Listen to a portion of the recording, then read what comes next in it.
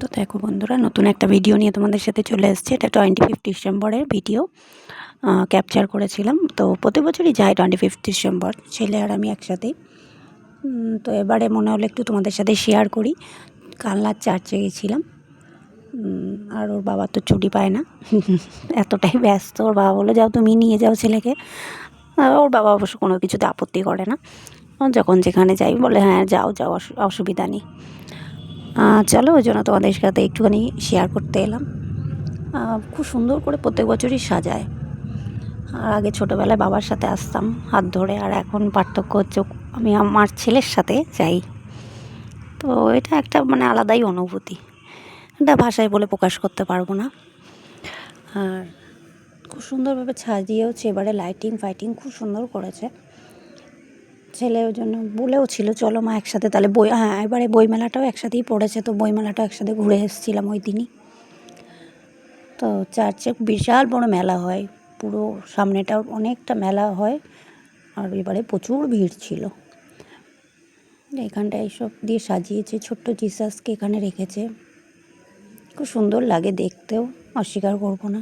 প্রত্যেক বছরই যাই। আর দেখো ছেলে, দেখো চলো মা তাড়াতাড়ি চলো, ভিড় হয়ে যাচ্ছে, এই বলে তাড়াতাড়ি করে আমাকে নিয়ে যাচ্ছে। আমি বলছি দাঁড়া, একসাথে যাবো, ও আগে আগে। তো ভালোই লাগে, বেশ বেরোই এই ওর সাথে সঙ্গী হিসেবে। বড় হয়ে গেছে তো এখন, আস্তে আস্তে বড়ও হয়ে যাচ্ছে।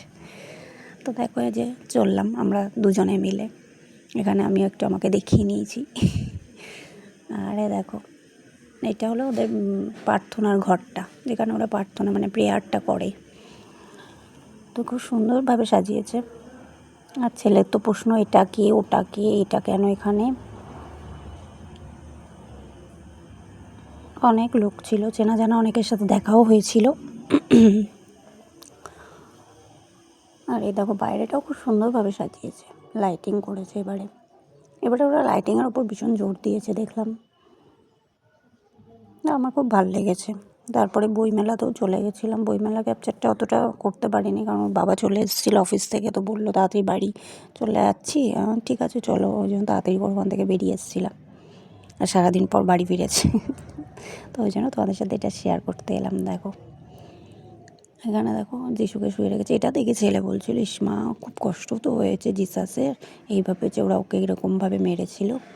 সে তো হয়েছে, কিন্তু তবেই তো গড হয়েছেন। তো যিশু তো আমাদের গড, আমাদের ভগবান। তো দেখে খুব কষ্ট হয়েছে। তো এইখানটা দেখো মোমবাতি জ্বালানোর জায়গা। এইভাবেই দিনটা কেটে